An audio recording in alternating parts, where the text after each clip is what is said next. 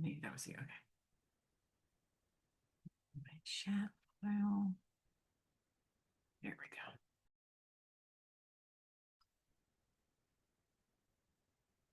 go. Welcome to those of you just joining us. This is the SCORE workshop, Mastering the Art of Networking, and we'll be starting in just a minute. Those of you in attendance today will also receive an email within 48 hours containing links to the recording, if there is one, and the slides that our presenters using today. So sit back, relax, and we'll be getting started very soon.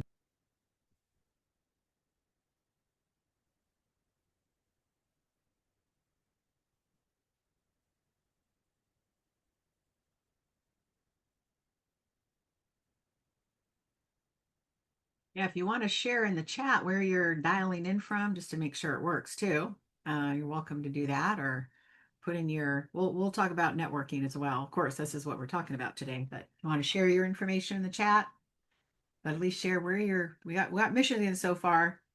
Anybody else in the room? There we go.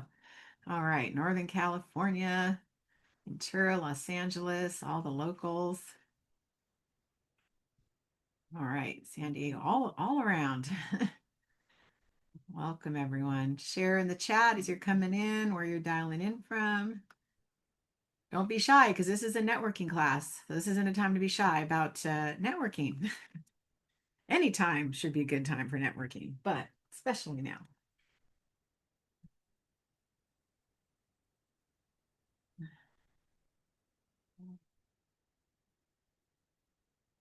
Everybody coming in at the top of the hour, which is great.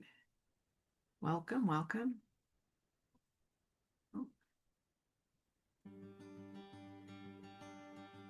Starting or growing a business can feel exciting, confusing, and overwhelming, sometimes all in the same day.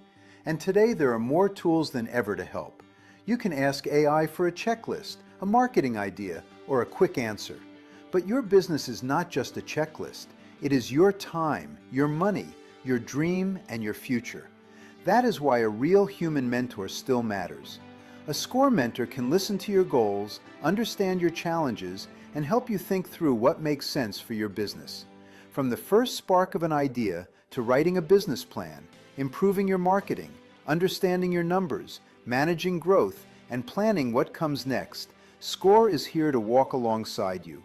Mentoring is available at no cost, no pressure, no sales pitch. Just experienced guidance, practical advice, and a relationship built around helping you succeed. It doesn't matter where you're at in your business journey, whether you're starting, you're growing, or you're a mature business. Every company has a unique set of opportunities and challenges. SCORE mentors are here to help you think out these issues, develop a solution, and implement that solution. You do not have to build your business alone. Request your free SCORE mentor today. With SCORE, your success story can start with one conversation.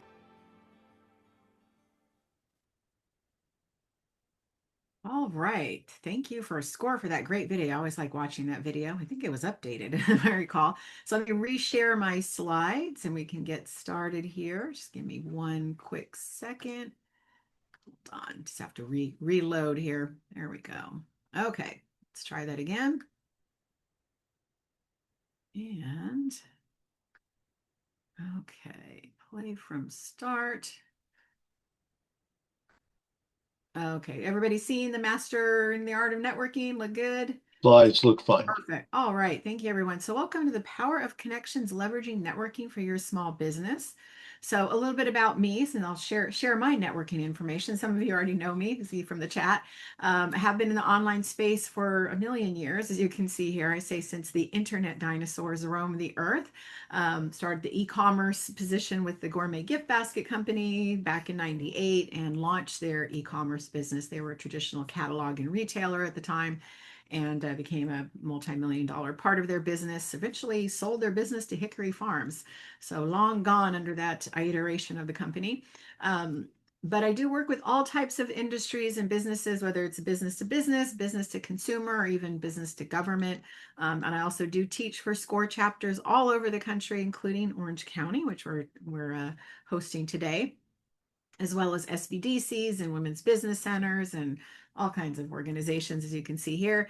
And I also always recommend part of networking as well is to serve your local business community, whether you're serving on boards like I do, committees, ambassadors for different business organizations. Get out there and support the local business community. It helps you and the local community. So always encourage that.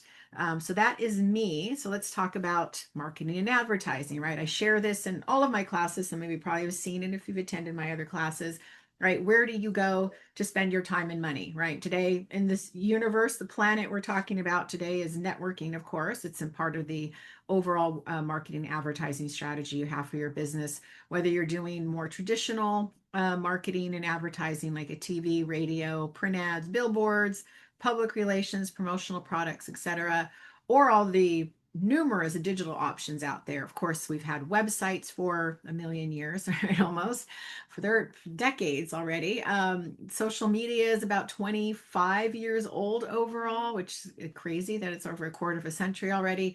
Email marketing, a little bit older. Search engine optimization, generative engine optimization, that's AI now. Blogging, text and Wi-Fi marketing, affiliate marketing. I did that back at that gift basket company all those years ago. So affiliate marketing has been around quite a long time as well. So networking is just part of that, the mix of advertising and marketing. And you should have a kind of a plan in place before you spend any of the time and money. So make sure you do have a marketing plan. That's one of my classes. You can attend live or watch your previous recording, but very important to figure out where you best spend your time and money and where your audience is. So anyway, so I want you to share in chat a little quick exercise.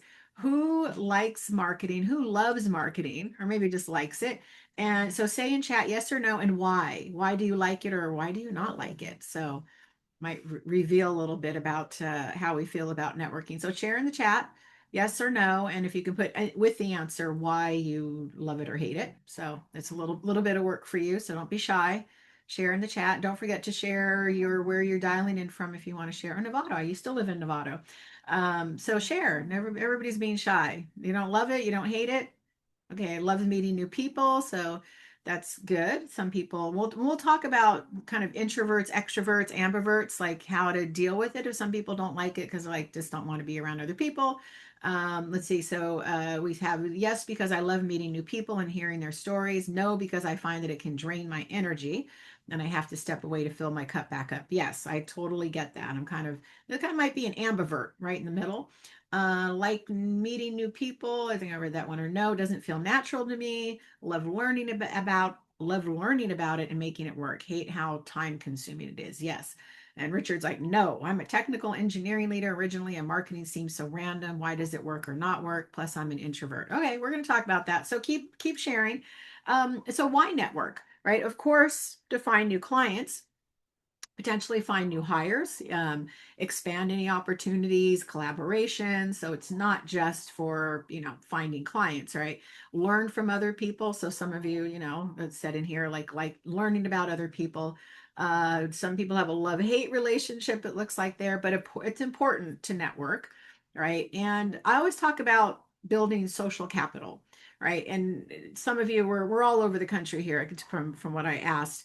I know here in Los Angeles, it's more about like who you know than what you know, and there's a lot. I mean, some of you might be in smaller towns and than a big metropolis like Los Angeles, but it's important even in a smaller world to build that social capital. And what does that mean? It's just sharing who you are, showing up, whether it's showing up at events, showing up online, just showing up for people, offering to help, give advice, share resources, staying connected any way you can, being visible, right?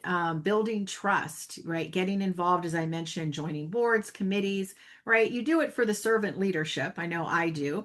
But you also do it to build social capital, right? You get out there in front of people. I talk about this all the time. I moved back. I'm from Los Angeles originally, and I was away for about 26 years. I lived up in the Bay Area where I worked with the gift basket company. and the Central Coast. And I moved back in 2020. And I hadn't, even though I had clients down here, I really wasn't in the business community here at all, you know, a little bit online. I moved back in the middle of COVID, right, or beginning of COVID, July of 2020. And I had to meet everybody online on Zoom. I became president, I mentioned, of NAWBO, National Association of Women Business Owners. So I was immediately bumped up to the top, being the president of a major organization here in LA, getting to meet people, teaching, doing all the things to get out there and visible, building your brand pretty much, and people getting to know me. So that social capital is being built. So whatever that means for you and your business, right? Get out there and be seen. Online, in person, whatever it is, sharing resources and being reciprocal, not just like throwing your business card out there and hoping for the best, right? So that's what building kind of social capital is about. Doing all the things in the business community to build your brand is basically what that is. And so what is networking is building your brand, as I mentioned. So doing all these things, attending industry events, being active on social media, especially probably LinkedIn would be for most of us. You're building, especially business to business. If you are a business to consumer, you can still obviously build social capital and build your brand that way. Joining professional groups, volunteering for leadership roles, as I mentioned, being a servant leader, speaking at events that might work for some of you. Some of you might like not want to speak at all. Creating content that's valuable, of course, to share out in the network, share to your ideal audience. Having those personal branding materials. We're going to talk about business cards and all those different things. And I should have grabbed, I don't think I have it here. I think they're out in the car. My name badge. I'm going to talk about that. I think I know where it is real quick. I'm going to grab that. And building a referral network, of course, that's very important. And offering help and advice. I'm always reciprocal. I'm always talking about being a connector, making sure that you share any resources and be reciprocal as possible. And I thought I do have it right here. Okay, so I'm digging around for what I wanted to show everybody. Okay, and follow up and stay in touch. We'll talk about the fortunes in the follow up. Talk about that a little bit. And so networking, just the dictionary definition, is just the intentional and purposeful act of building and nurturing professional connections, relationships, and collaborations, right? And very important to network because it says 85% of professionals reported building stronger, more meaningful business relationships during in-person meetings and networking events, underscoring the value of face-to-face interactions. That might be hard for some of us to do that. And it says study found that sole props who actively network had a 55% higher chance of business success compared to those that did not. So it definitely will help form alliances and get opportunities. And businesses utilizing social media for networking experience an average 12% increase in sales. So all very important. We'll talk more about all of these options. And just a quick note, housekeeping, we do have both Q&A and chat here. If you have any questions, drop them in the Q&A because I know the chat's going to get busy with some networking and asking questions and all that. So drop any questions you can in the Q&A and just comments and networking in chat. So and don't be afraid to network, right? And I know some of you said, I don't really like it, or I'm introvert. But what I mean by this is in person or online. I hear this more about networking online and specifically LinkedIn. I'm going to talk a little bit about LinkedIn a little bit further down the line, but we don't want to use the word spamming and where this comes into play. So if any of you are on LinkedIn, and some of you might even think this as well, is you connect with somebody and they immediately send you a message, right? They DM you and go, hey, let me tell you all about my marketing services and let's schedule a call and I'm going to make you $1 million and let's talk, right? So we don't want to consider that spamming, right? And the reason being is that think about networking in person versus online, right? If we all were in a room, let's just say, let's see how many are here today. We have 68 of us in a room. Say we're all at a in-person mixer together somewhere in this country, right? Can all get all of us together. And we're in the room and we start mixing and mingling and, introducing ourselves to each other. And somebody, say walks up to me, I'll just pick a name out of the room, Candy. Candy walks up to me. We don't know each other. And I ask Candy, I'm like, hey, Candy, so tell me what you do. And maybe I hand her my card or she hands me her card and she starts telling me what she's doing. And I assume safely, I would think, at the end of her telling me what she does, I would explain to her what I do. But when she's finished, I'm about to speak, Candy puts her hand up and says, "No, don't spam me." Now, I know Candy wouldn't do that, and I know none of you in the room would, but it would be the same, right? If you shut me down and said, "Well, hey, you can't tell me what you do because you're just spamming me," like handing my card might be spamming you. But we don't want to look at that online either. So if you think about it, compared to an in-person interaction, our only opportunity is to connect with somebody, online. And once they connect, and you can obviously look at their profile, which I guess you can say is kind of their business card. And when they send a message, that's their way of communicating with you. Now, I always say some people are, like, I'm going to say it in a nice positive spin, are more sales forward. I don't want to say aggressive, but more sales forward than others, right? So some have that approach like, hey, we just need to dial for dollars and hit as many people as we can. I can't put any hate in that game, right? Because hey, they're trying to make a dollar. We all are. We just don't all have the same approach, right? I might not, if you connect with me, I'm not going to immediately send you a message saying, "Hey, let me tell you about my marketing services. Let's schedule a call. Let's do that." It's like I might like say, "Hey, it's nice to connect. Tell me what you do. Tell me how I can help you." I'll be more reciprocal first. I'll say, "Hey, what would help you with your business versus let me tell you all about my business." So again, no shame in any of the game, but don't look at it as spamming. We're just making a connection. We're trying to network, do business with each other. We shouldn't be afraid to network, right? And I had to, sorry about this. And we're going to talk about networking. We shouldn't be afraid, to network. We shouldn't be afraid to sell our business, right? That's why we're in business. I had talked to somebody who was on LinkedIn, and all of her LinkedIn stuff was more kind of inspirational and quotes and family stuff. And she goes, "Well, I don't want to be," I forget how she worded it to me. "I don't want to be not pushy, but just obvious about doing business." I'm like, "Well, that's kind of what they're there for, is to do business. So you shouldn't be shy about actually asking for a sale, asking to do business with somebody. So it shouldn't be just inspirational stuff." I go, "That's not going to get you any business. Nice, you'll get a couple likes because they liked your pictures of your trip to, on vacation. But LinkedIn's about doing business, and you shouldn't be afraid to do business." So anyway, so that's why I talk about not spamming. So I'm going to invite you to network right now in the chat. We're not going to break out into networking rooms or anything, but share any information that you would share on your business card to anybody, your LinkedIn profile, your LinkedIn company page, your website, whatever you want to share. You should be comfortable sharing that. The recording and the chat file will be shared, so you don't have to worry about clicking on the links or saving the chat. That will be shared with you from SCORE later on. But share the information, link with each other, connect with each other, whatever you feel like sharing, because you never know who's in the room to do business with, connect, collaborate with, share resources with. So always recommend to network, and we're in a networking class, so shouldn't be shy, folks. So go ahead and network. I always connect with everybody on LinkedIn. I'll share my links later as well, but share whatever you feel comfortable sharing. Okay. And so how do you network, right? So definitely need to define your goals first thing.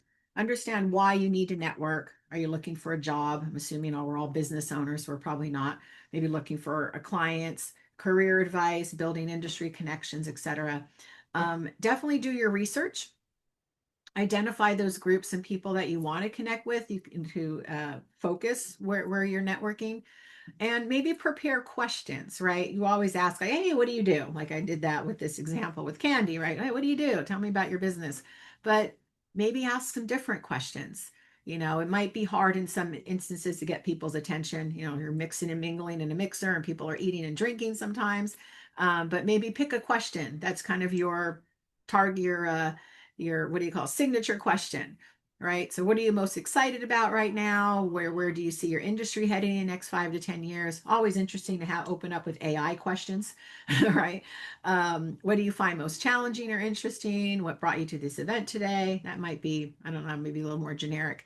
Have a question and maybe target it to something that would lead back to your business, perhaps. I usually wouldn't necessarily ask about marketing unless that started coming up in the conversation. I always want to jump right in and help people with marketing. But very important, make that connection. Have a pitch ready. We're going to talk about a pitch later on. Select those few key associations and organizations and participate. I'll have a couple slides talking about how to pick those. Figure out what your goals are. Give you an example. There was a business owner I talked to, gosh, maybe a couple of years ago. I think it was a little closer to COVID. And she's here in Los Angeles, and she does specifically what her business is. She helps hospitals and medical clinics improve patient outcomes.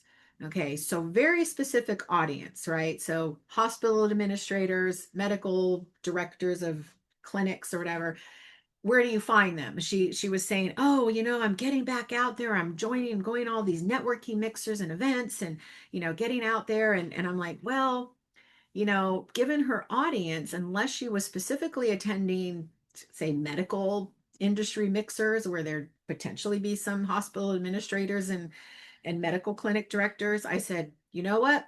Put your pajamas back on, with a nice top, get on, well, even if not, don't have to be online. Put your pajamas on, get online, go to LinkedIn. You can specifically find a whole bunch of hospital administrators and medical clinic directors just on LinkedIn. Probably not going to encounter very many out in the wild, right? Going out there. I mean, here in Los Angeles, there's a million groups to join. Parking's expensive, takes a long time to drive everywhere with traffic.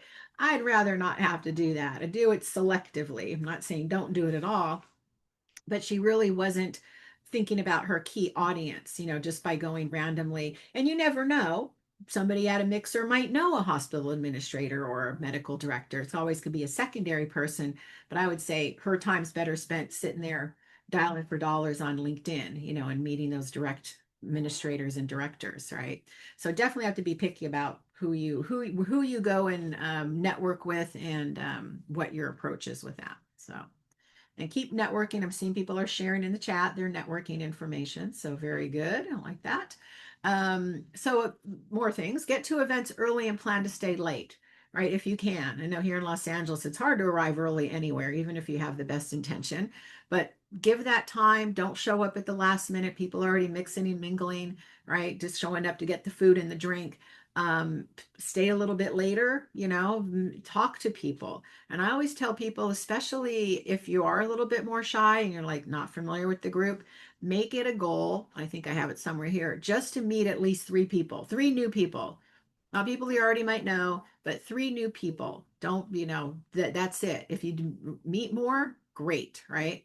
So you can greet people you've met in the past, definitely want to continue to grow that relationship, but make sure you're meeting new people as well. Definitely listen and ask questions, show interest, maybe have those your question, maybe if you have a signature question other than, hey, what do you do for a living? Have maybe some answers to some questions, be ready, be prepared, right? Be generous about sharing tips, referrals, and leads, of course, with non-competitors. Always nice. People remember that. I call myself a connector. It's like I will have a business tip or a referral or a resource. Anybody I talk to online, on in person, I'm always thinking about how, keep my Rolodex brain going, and how can I connect them to something, just without even expecting anything back. I always want to make sure people have connections, and things that they need. So if you keep a list of things that you can refer people to, right? And follow up, right? So fortunes in the follow up. I'll share a story I'm going to wait till the story when we talk about the pitch, because it's a good related story to that. So, but very important to follow up on the leads, right?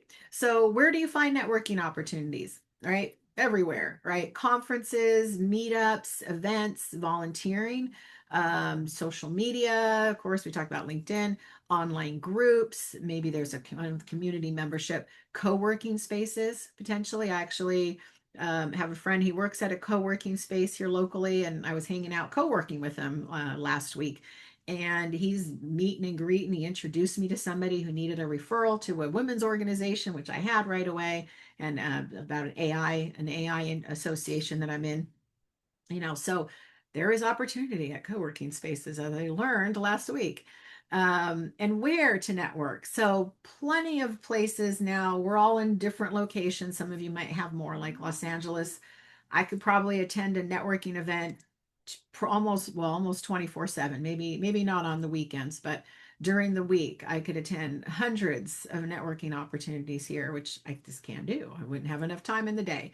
But check out your local chambers of commerce. We have quite a few of them here in Los Angeles area and beyond, the greater Southern California area. Professional trade associations, your trade shows and conferences. NAWBO, I mentioned I'm served as a president here of NAWBO LA, and I'm a membership director now. LATIP I've never encountered before. I just had a list of networking organizations. BNI, some of you might be familiar. Is anybody a member of any networking organizations you want to share? That might be more national, since we have national, representation here in the room, or even if it's local. So BNI, I think, is all over the country, or it's international, if you're familiar with that organization. The National Association of Self-Employed, not really a networking organization. I'm a member. I think it's like 125 a year to join, and sharing, tips for self-employed. I think there's some benefits as well that you get. Entrepreneur organization requires $1 million revenue to join that one, so a little bit higher up in revenue. Look for, Google networking groups in your area, right? They're all over the place. I did that when I moved to the Central Coast from the San Francisco Bay Area. I didn't know anything or anybody there. I just looked up business organizations, networking opportunities, found a women's organization, not NAWBO, but a local one, and just started checking them out, and seeing what the local world was like as far as networking. And then here in LA is like way too many. Like, pick and choose. Let me see. I'm just looking at some of the chat and questions. So make sure, everybody, that you are, when you're putting in chat, that you're sending to everyone and not just like hosts and panelists.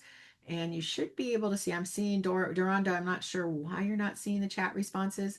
Just make sure you have the right thing chosen. For me, the union has lost lots of networking opportunities. SAG-AFTRA, yeah. And then we also have somebody sharing. Oh, it's going scrolling fast. American Businesswomen Association. Haven't heard of that one. I'll check that one out. We have, let's see, I'm always seeking out fellow veterans and helping them with networking and making key connections, client referrals. So great. Any veterans in the room? Check out Ernesto. I have, let's see, where are you? So you're in Orange County. I'll connect you to my buddy Jack. He is also in the veteran space. He was running a Veterans Chamber of Commerce, but I think he shut that down. So I always like to connect you to other veterans. Let's see, I'm looking to see anybody else. Perfect. Okay, and I'm going to answer the questions in chat or Q&A. Let's see. So Rob asked in Q&A, any tips on utilizing LinkedIn, such as downloading connections, creating a type of CRM or spreadsheet? We'll talk about that in a minute. Hold that question. How do you handle when people simply ghost you? How to handle the rejection feeling that crops up over time when attempting to connect via LinkedIn or other forms of networking? I was like, you're not talking about dating, right? Ghosting usually happens over there. Potentially. Yeah, let me hold those questions for the LinkedIn section. I'll save those here on the Q&A, and I'll come back to those. But thank you for those questions, and keep asking any questions you have.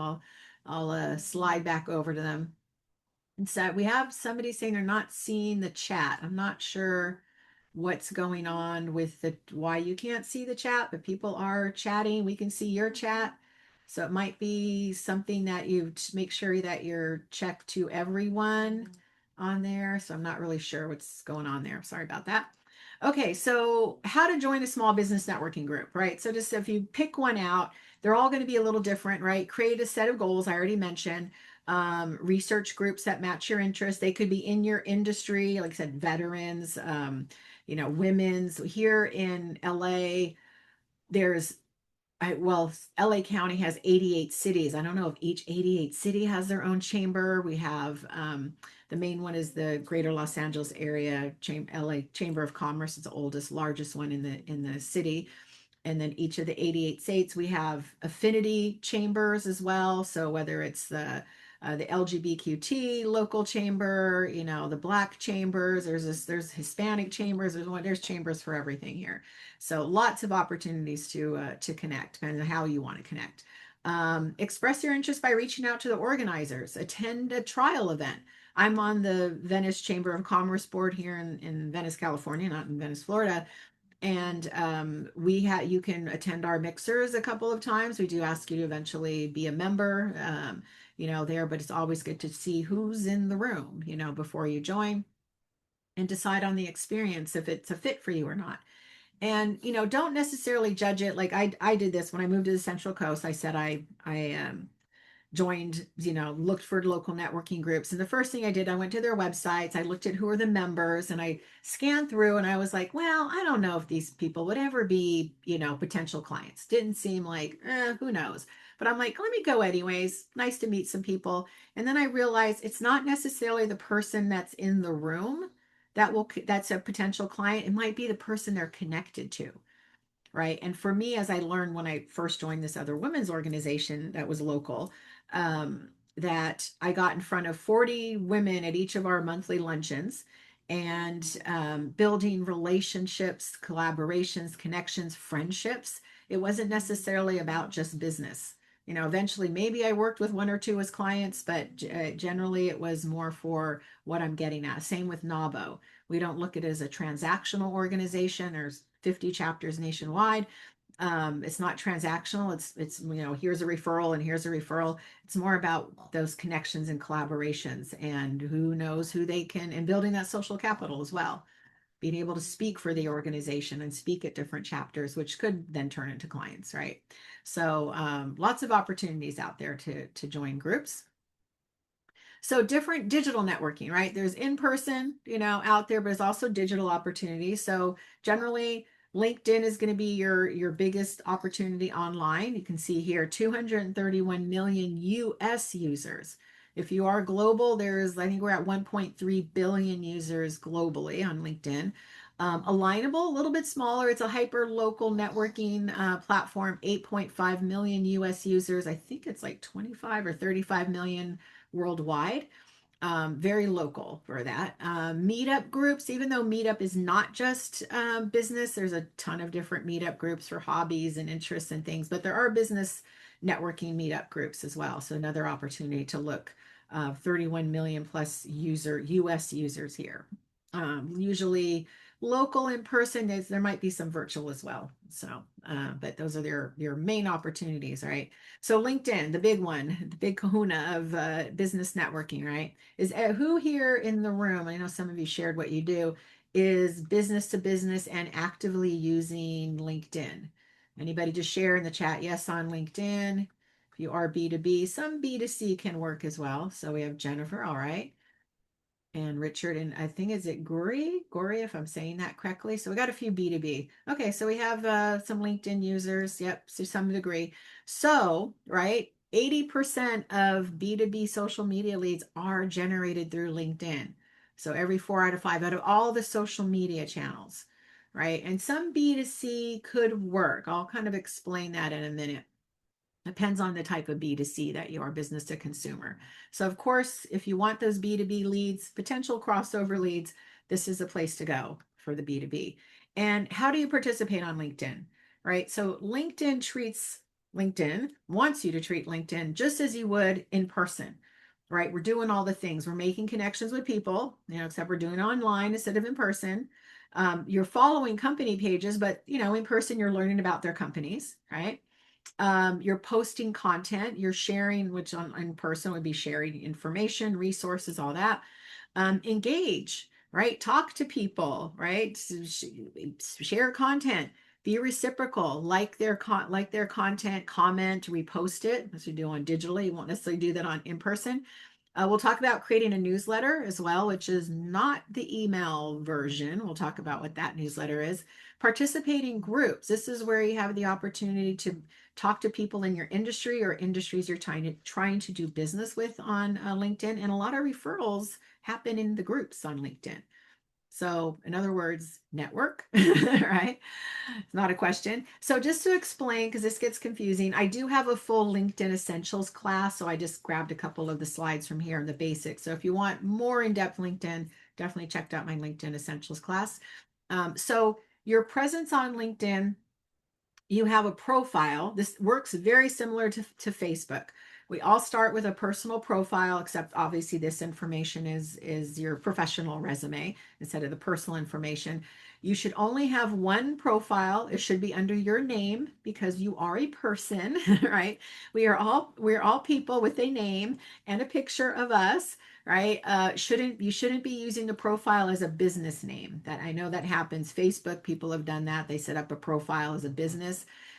You only should have one because you are only one person. Okay. I do see some people sometimes they forget they've set up a LinkedIn. So they set up another LinkedIn and they have multiple LinkedIn profiles, some that are, you know, sitting there dead and gone. But if you pull up your name and you find multiple profiles, if you have access to the emails and passwords on those accounts, I'd recommend deleting whatever is dead weight on there because it could be confusing to people. Like they pull up the wrong one, looks like you're not active because it's not really your current LinkedIn. And it's just messy. So I would recommend deleting what you can on there. Make sure it's your name with a nice headshot, current headshot, all of your information filled out, your professional, your experience, your skills, your schooling, your volunteer, whatever you want to share on there. Make sure you have a good about section on there that explains what you do and who you work with. I'll talk about that when we come to the pitch thing. And then company pages are managed just like Facebook, are managed by a profile, right? You can't just go in and set up a company page. You have to have a person managing it. You can have as many company pages as you want, but only one profile, okay? One person profile. Now, I get this question all the time in my LinkedIn class, so I always mention it. There are some of you, I don't know, maybe in the room that have maybe different situationships going on. So to explain, let's say, for example, I have a full-time job at Goldman Sachs as a financial analyst, but, I'm deciding to start my own business coaching consulting business, right, on the side. And maybe one day stopping working at Goldman Sachs and just be a business consultant. Not related at all. I'm not doing any financial analyst work on my own, but I'm, probably competing against my own job. My Goldman Sachs employers might not be happy about me starting my own business. So how do I hide one from the other, right? Sorry, I'm looking here. Someone said, sorry, not able to send to everyone on the chat. So because Lisa, you need on the bottom of the chat, it says to, and there's a drop down. So you're sending it to just hosts and panelists. So you want to change that to everyone. So I think a couple of you are doing that, and that's why people aren't seeing. Maybe I'm the only one seeing all the chat files, but make sure you're changing that to everyone. So everybody check that because it looks like now that I'm looking at it, looks like everybody's been typing just to the hosts and panelists. Let me see. Hold on. Let me see if I can change that. Okay. So you know what? It looks like it was defaulted to you can only chat with the hosts and panelists. So sorry about that, folks. Change it to everyone. It should be available now. And if you did put your networking information in here, well, actually, if you did already, it's okay. It's going to be on the chat file. But put it back in the chat again if you can. So yeah, sometimes it defaults to everyone. Sometimes it does default to the hosts and panelists. So apologize that wasn't taken care of initially. So should be seeing each other's chats if you now have it defaulted to everyone. You might have to change it. So anyways, okay. So back to the Goldman Sachs and business consulting situationship, right? So it is hard. You have to pick a lane, right?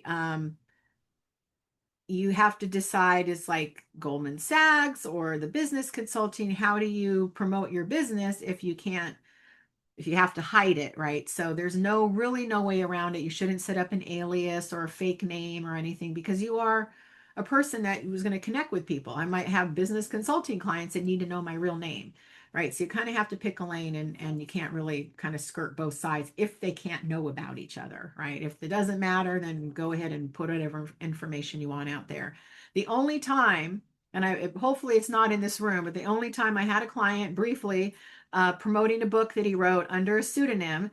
and we put him on LinkedIn to promote the book only, not to connect with anybody, but he literally is in witness protection because the book is exposing the mafia. I don't know his name. I don't want to know his name. I don't want the mafia coming after me looking for him. We just promoted the book, and like I said, we weren't trying to have him make any connections or anything.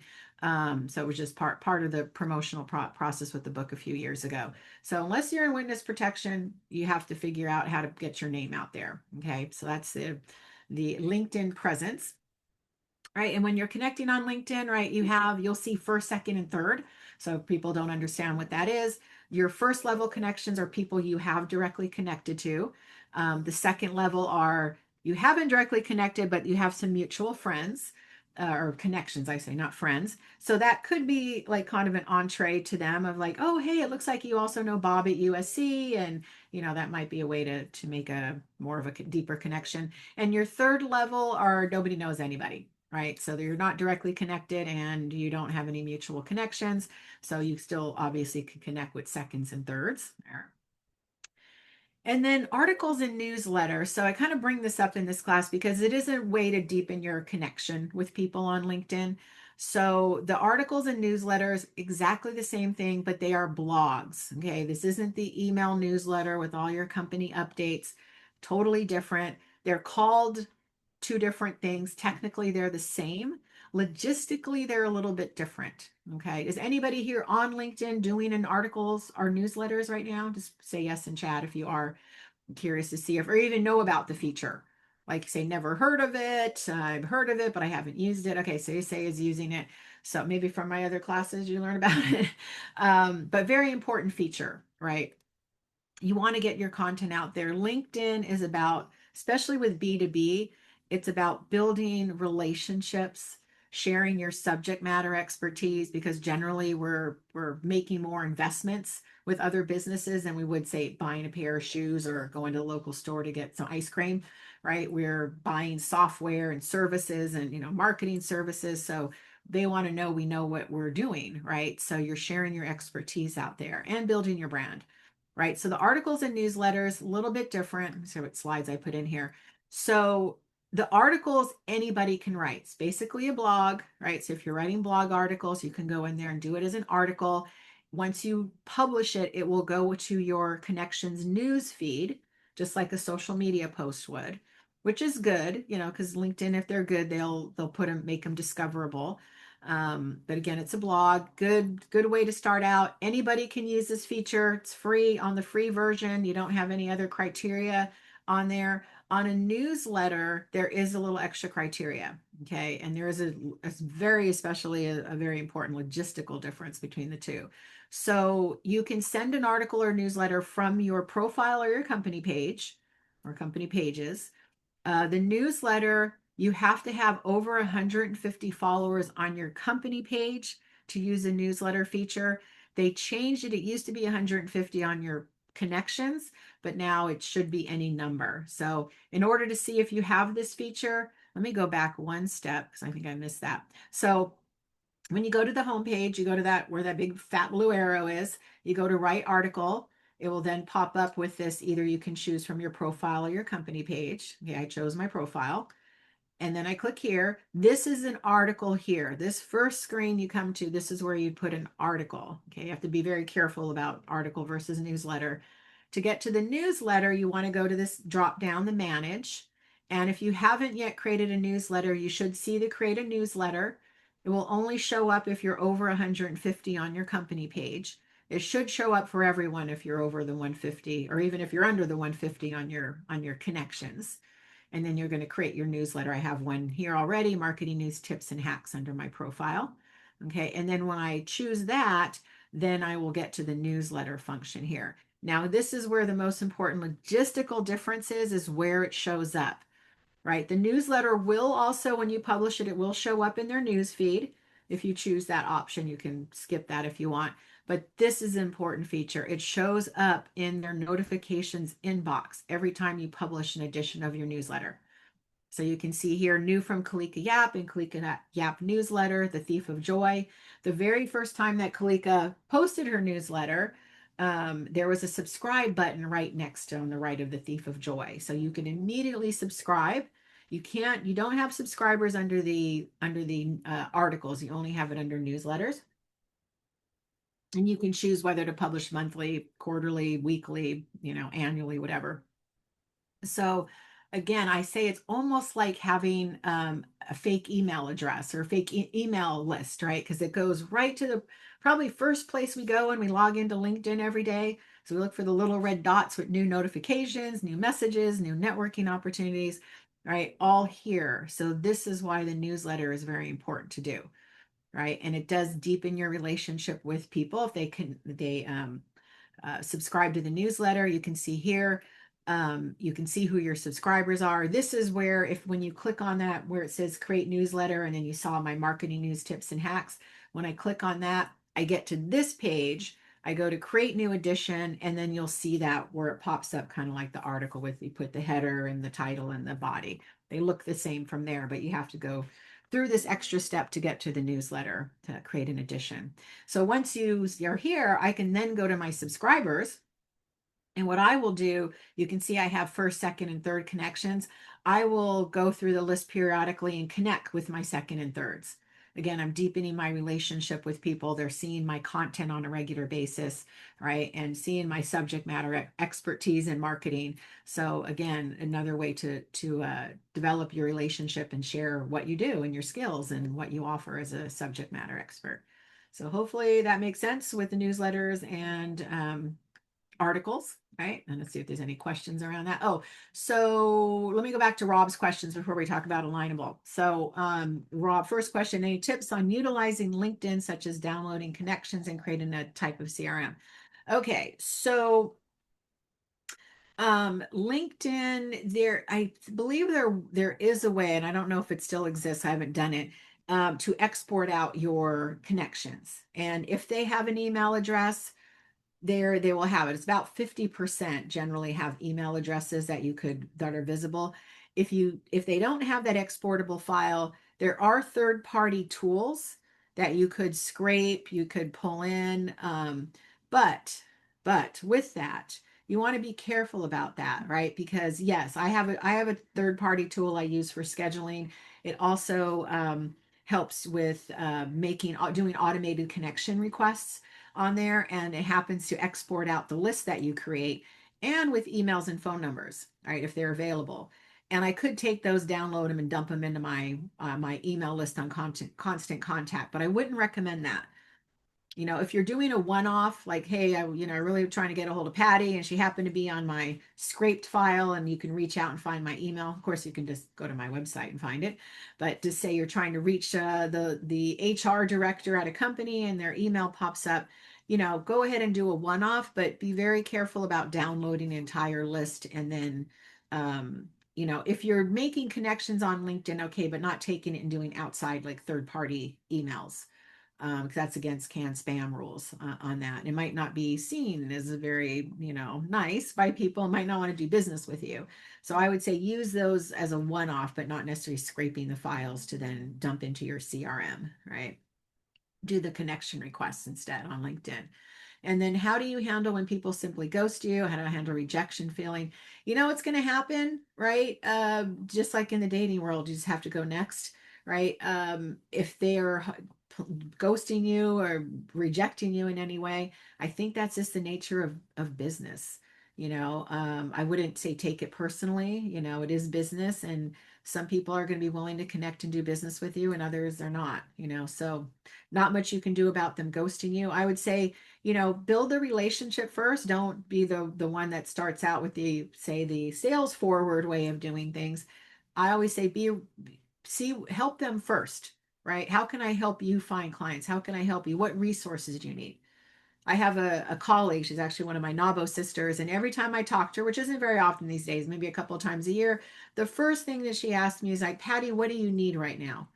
And I always should be prepared for the question because I never am. I know she's going to ask it. I'm like, I don't know. And might have something that at that time I'm like, hey, I'm looking for a speaking opportunity, or can you get me in front of this?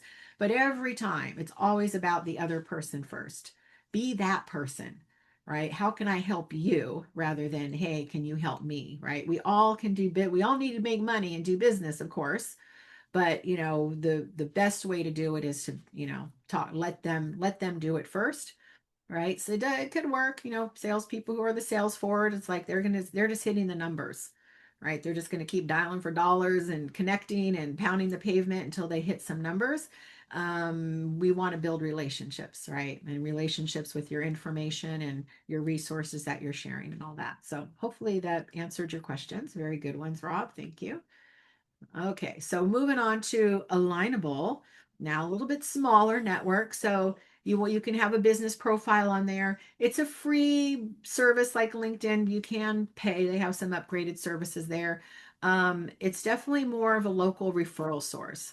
So for businesses, definitely different than LinkedIn, where you can connect with people globally. Here, you're generally working on a very hyper local way, unless you pay, and then you can kind of expand from there, right? Oops, here we go. So what is it and how it works? It's definitely a small business referral network, 25,000 plus communities. It allows you to build a relationship and have referrals back and forth with each other.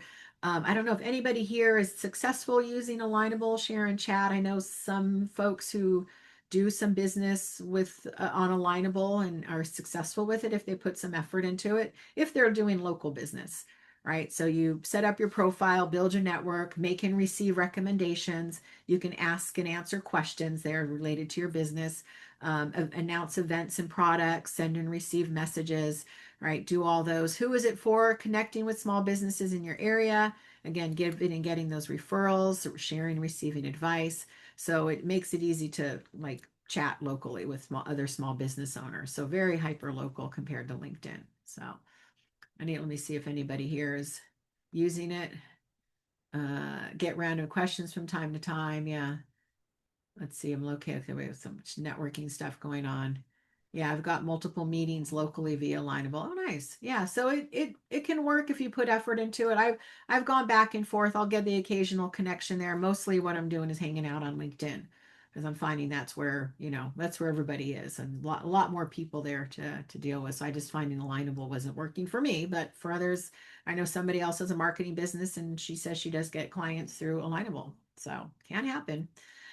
So let's talk about getting to the hand raised, your pitch, right? So what this means when I talk about getting to the hand raise. So this came from a phone conversation. This was back in 2020. It was literally like a week before the country shut down from COVID, about a week. And I had a business coach at the time, and she encouraged her different coaching clients to get together and network. So she would connect two of us and go, hey, get on the phone. Back then it was kind of more phone than Zoom, and get on the phone, get to know each other. So she connected me with one of her clients. I didn't know her. I didn't have any information on her before we talked. She didn't have any information on me. We just, had each other's phone number on the calendar, and we called. And again, this is before Zoom. Well, before we started really using Zoom. So she couldn't see me, right? Couldn't see each other. And she gave me her pitch, her hand, I call it the hand raise message now. And as she told me what she did, my hand literally shot up in the air. I was just like, yes, yes, yes, yes. I want what you're selling. Right. She spoke directly to me. I was her client, ideal client. Right. And she did, I think it was like time management kind of training or skills or something. And I guess at the time I needed some time management. The only reason I didn't wind up working with her because COVID hit the next week and time went out the window, right? Who cares? Who cares what productivity was that at that time? But I just remember like she got my hand up in the air. She had no idea who I was, that I needed some time management. It just spoke to me, right? So that's what we all want. We want to get, if you're telling somebody what you do, you want to get them the hand raise, whether it's for them, like, yeah, I need that service, or, ooh, I know somebody, right? So how do you talk about your business at a networking event, on your website, on your social media, right? Whatever it is, how do you get them to that hand raise? So talking about what you do in the proper way. So this is how I break down the hand raise message. Okay. So you want to talk about, who you help, what their problem is, what your solution is, and what the outcome. So I'm going to do this little quick exercise. Okay. I'm going to give you two of my pitches. I'm going to give you A and B. Okay. I want you to wait till you hear both of them. And then in the chat, I want you to put, is it A or B that gets you the hand raise and why? like why you liked one over the other. Okay, so I'm going to give you two pitches. There's A. So hi, I'm Patty with Golden State Marketing. I work with business owners and help them with marketing such as social media, email marketing, blogging, SEO, advertising, promotional products, and public relations. Okay, so that's A. This is B. So I'm Patty with Golden State Marketing. I am hired by busy business owners who wear so many hats, their marketing gets put on the back burner, and all they really want is strategic, focused marketing that actually grows their business. So give me A or B and why. Put in the same one, why you chose that one. Why did it resonate? So we got some B's. So why B? Why? Tell me why you like those so far. Anybody that resonates with me? Okay, thank you. It's like Score put some messages in between. So what else? Why be more specific and it felt more personal? Okay, you gave a real world example of how your services can be used. It tells them what you can do, why you should be interested, right? So let me break that down. Going back to the breakdown of who I help, right? So talking about B, I work with busy business owners. Their problem, they wear so many hats, marketing gets put on the back burner. Solution, strategic focus marketing, expected outcome actually grows their business. Right? The other one, I'm just giving you a laundry list of the solutions. I told you who I help because I said I help small business owners with marketing, such as here's a laundry list of solutions. I didn't give you the pain points, like, hey, you're overwhelmed and you can't get the marketing done. And I didn't give you the expected outcome. I just gave you who and the solutions. And you're like, okay, yeah, I know I need marketing and all of those things sound good, but I don't know, like, okay, where do we go from there? Like, you can kind of raise your hand, right? We don't want to get to a head scratch. I'm sitting here scratching my head right now. We don't want that, like, I don't know, what you do. This women's organization, I mentioned that like at every luncheon every month there's about 40 of us. We're limited by space in the restaurant, so every month 40 people got to stand up for 30 seconds and give their pitch. And I was in this organization for a couple of years before I moved back to LA, and heard the same pitches over and over again, and a lot of them sitting there for 30 seconds time 40 people, it's a lot of time. I still don't know what some of these women did. It was like, what, who, where, what do you do? So they weren't really good at their hand raised message at the time. It's just like some you're like, oh, yes, I want to do that. Or I need that service, but to not be able to describe it. And then how do you describe it online? How do you describe it on your LinkedIn profile on the about section? A lot of people, and again, this isn't a full LinkedIn class, but a lot of people put their about section as like a resume. Here are all the things I know how to do, all the skills I have in business, but it's not speaking to your who would hire you, right? Like giving that, like, I have busy business owners, they're overwhelmed by their marketing. I can help with marketing solutions and hopefully grow your business, right? So the goals are very clear there. Somebody said here, right? The other one I just described, the client with too many solutions. People don't hire me for the solutions. They do. They hire me to take away the overwhelm, right? They want to know, I just need it off my plate. Patty, I trust whatever you're going to do for marketing sounds great, right? Doesn't matter which one, as long as I don't do anything illegal or I spend over their budget, right? Just get her done, right? So how do you describe your business? Now I'm going to talk about, I mentioned fortune in the follow-up. So I'm going to give you the date. So keep this in mind, October of 2024. Okay, so the year, it's almost getting close to 2 years ago. Okay, October 24. Keep that date in mind. So I was asked to speak on a marketing panel by a business organization here for the Little Tokyo Business Association. So after we spoke, there's a couple different panels. They had a reception. And so everybody in the room knew who I was because I was on the panel. So this gal walks up to me and I asked her what she does. And she goes, oh, I do software, or I do tech. Her thing was I do tech. And I'm like sitting there thinking, okay, I'm going to have to play 20 questions. What does tech mean? And as I'm sitting there pondering my next move, a gentleman walks up to us. It turns out it's her colleague, which I didn't know. And I asked him what he did. And he goes, I get paid to give you back more of your time. And I immediately whipped my card out of my pocket, which is where I keep them, and planted it on his forehead. I'm like, obviously I have a thing with time. Time is very important to me. So he said, I'm getting paid to give you back more of your time. I didn't know how he was going to get paid, how I was going to pay him, how I was going to get back my time. But I'm like, here's my card. We digitally scanned each other. I mean, besides tattooing my number on his arm, he has all my information. So a third gentleman walks up, and not related to anybody. He just starts asking. He asked the gal, "So what do you do?" And she goes, "I do tech." She stuck with that answer. And then when he asked the guy who said, "I get paid to give you back more of your time," this time he just said, "Oh, I do software." And I kind of not punched him, but I pushed his shoulder. I go, "No, no, no. Tell him what you told me." He goes, "Oh, yeah, yeah. I get paid to give you back more of your time." I go, "That's your pitch." I go, "I could use that too. I get paid to give you back more of your time as well by taking marketing off your hands." But I'm like, that's all he needed. He didn't have to have one like I did. Just we need to know what that is. What's the solution? He knows the pain point. It was like, I want my time back, right? But he didn't tell me. It says some kind of software, obviously, or app. Now, keep in mind, I gave you the date, October 2024, right? I have yet to hear from him. He never followed up. He had a pretty almost very warm lead, right? Because I literally gave him all of my card, all of my information. I'm like, yeah, let's talk. Never followed up, right? And I didn't think I had to follow up to say, hey, how do what's your service? What's your software? So fortune's in the follow up. Had a great pitch, but he did not follow up. So I'm going to invite everybody. I'm going to put it in the chat. You are welcome to email me if you want to send me your pitch, whatever you have. Recraft, if you have one, recrafted using who do you serve? What is their problem? What is your solution? What is the expected outcome? So I'm typing that in. And if you don't get it now, that's fine. It will be on the landing page. So Patty@goldenstatemarketing.net. Send it. I'm happy to critique it, help you tweak it. Say if it's great or need some tweaking. So if you want to share that, you're welcome to do that.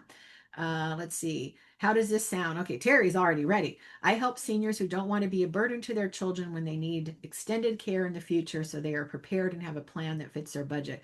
Yeah, I like that one. Yeah, I can raise my hand. I'm not the senior. I'm the child. But speaking of that, Terry, you should email me because I'll go back and forth with you on that because I'm in that space as well, as far as being the child of a senior and dealing with caretaking for him. And so it might not be the senior, it could be the child that you'd want to market to, right? It could be both. So we'll talk more offline on that one because that's an important distinction too. I usually use that example in a lot of my classes, especially social media, where you reach the senior is going to be different where you might reach the kids or the grandkids who are going to be responsible for the seniors at some point. Right. So good one. Let's see.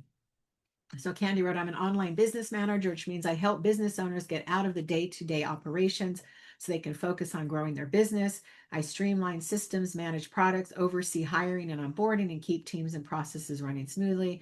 Think of me as person who turns chaos into organized. So definitely need to narrow it down.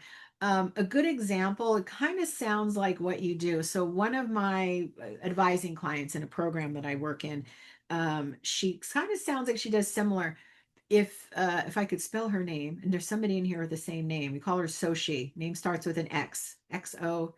It's different person, but Soshi we call her. Her LinkedIn about when I first looked at it, I'm like, I wouldn't change a thing. The very first line is talking about, are you a business owner that wants to realize more profits in your business?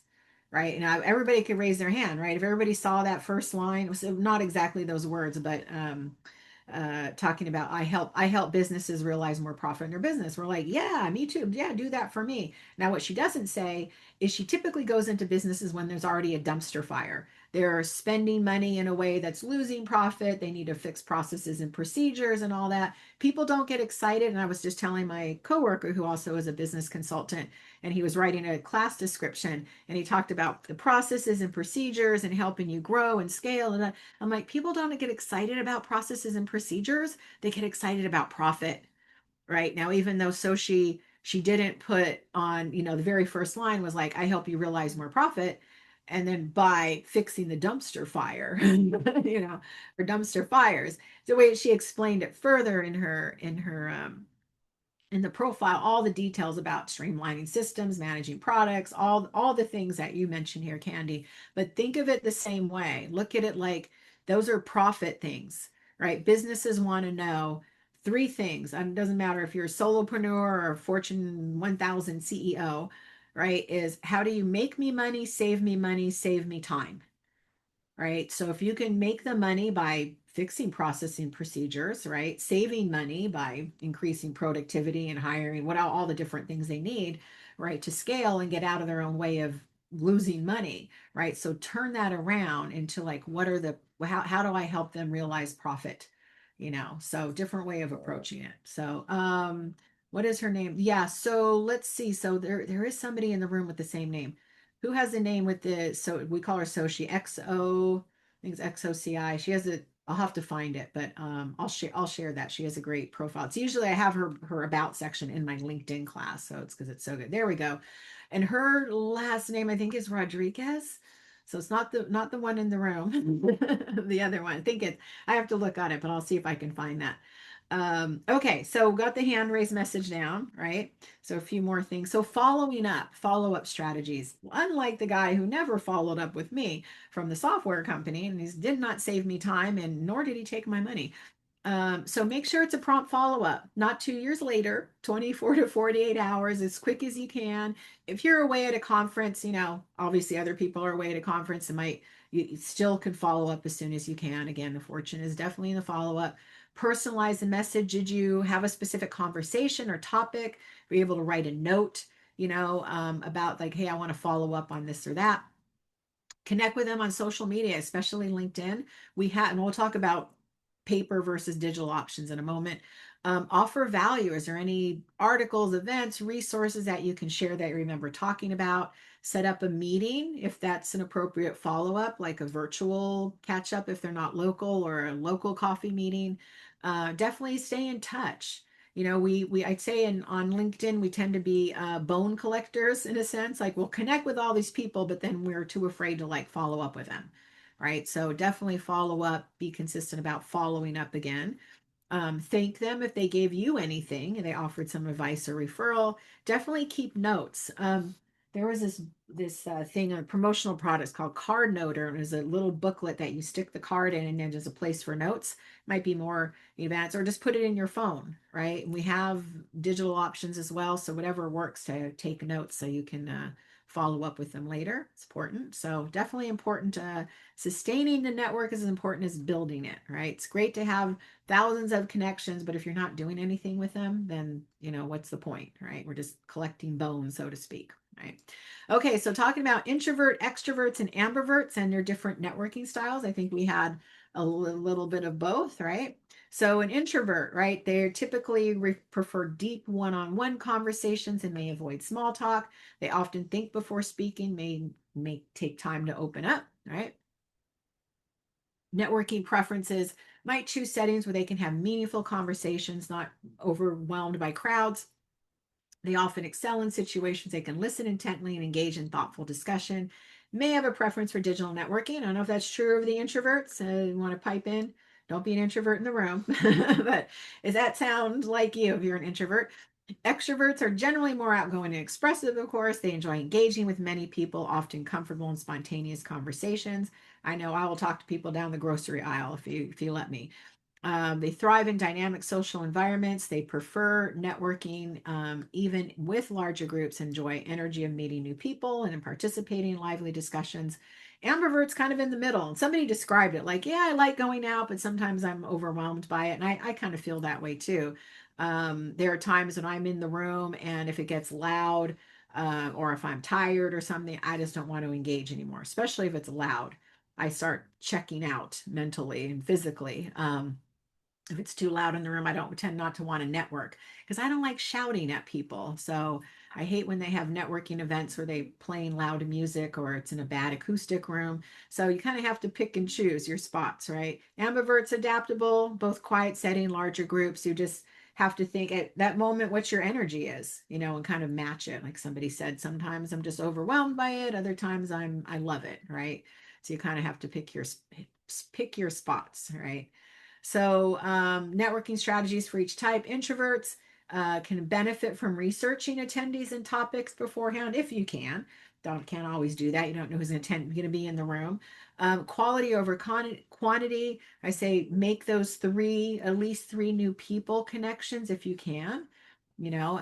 Obviously it's hard as an introvert to get up and jump into a group. Sometimes, with networking events I've been at, you have people, you have cliques. I don't want to say call them cliques, but people who know each other and they're all standing around. You're kind of like, how do I creep in on them? I was at one networking event and there was a bunch of us ladies standing together talking, and this one gal just kind of just swooped in, just stood there with us, and then we acknowledged her and she introduced herself, and she wasn't shy about coming in and not say interrupting the group, but that's what we're there for, like get more people to meet each other, right?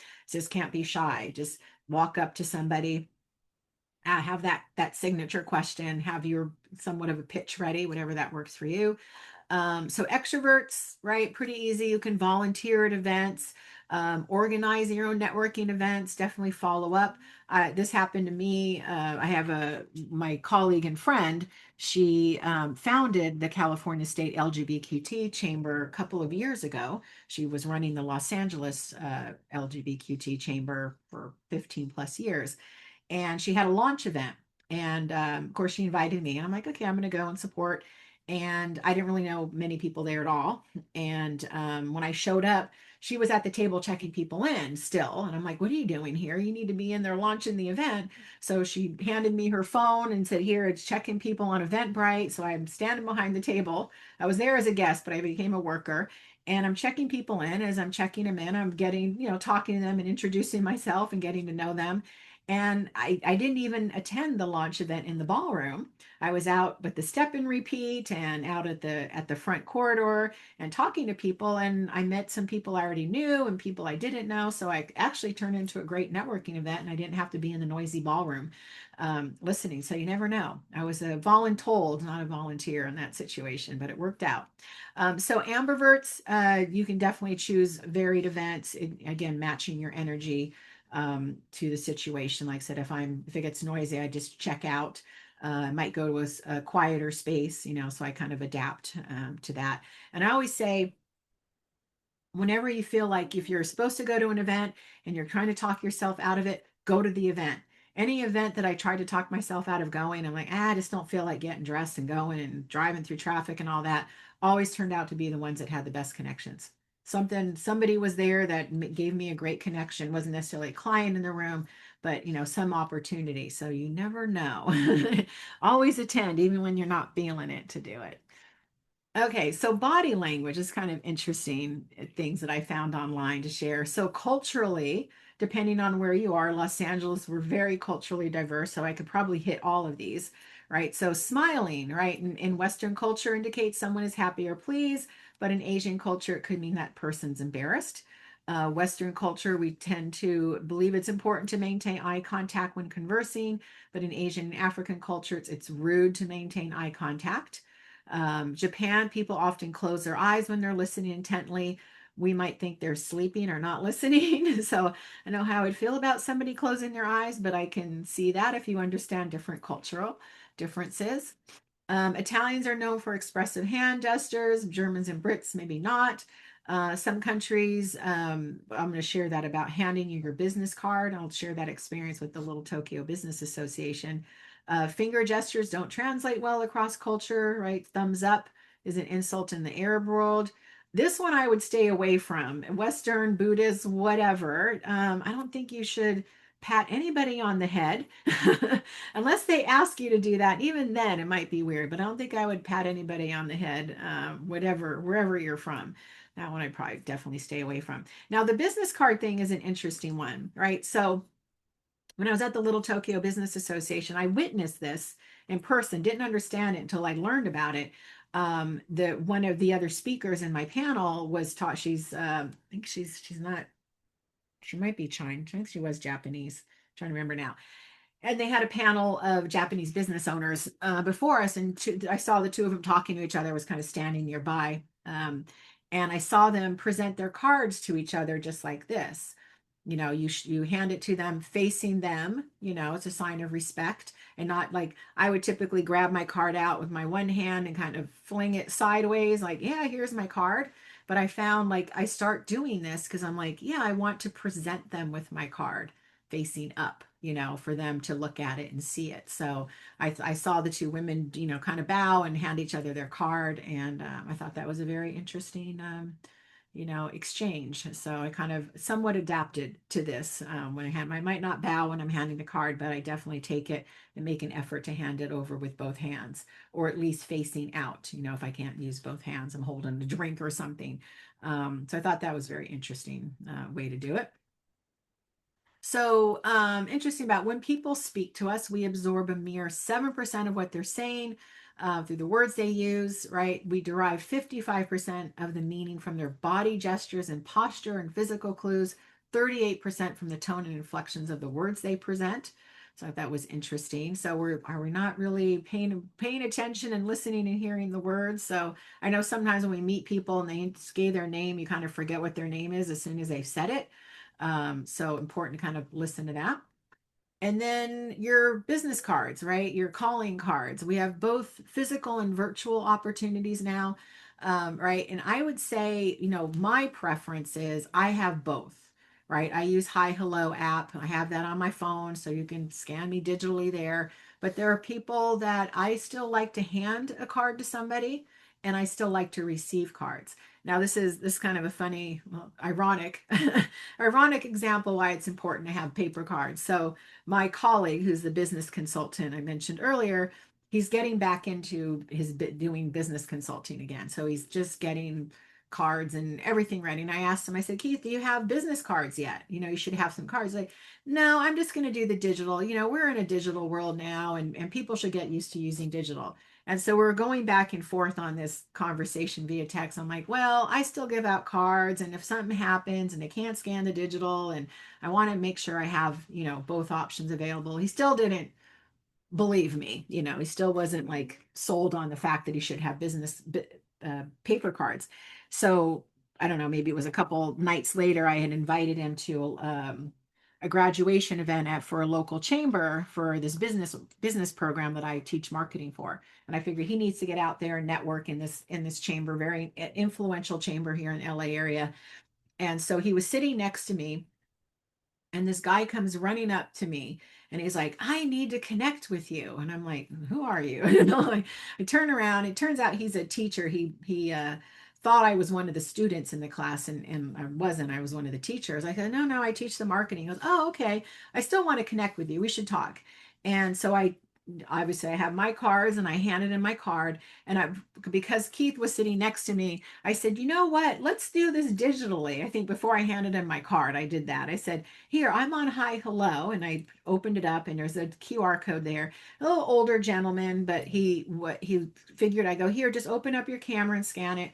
And when he did, he scanned it, it blew up. It didn't load Hi Hello correctly. Couldn't do anything with it. I couldn't help him.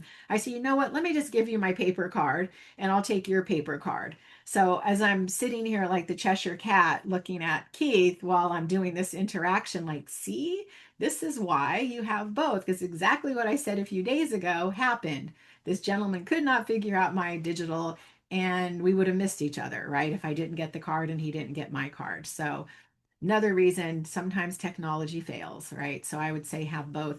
Also, I had mentioned I was fishing around for earlier. I don't know if you can see it. I'm going to hold it up.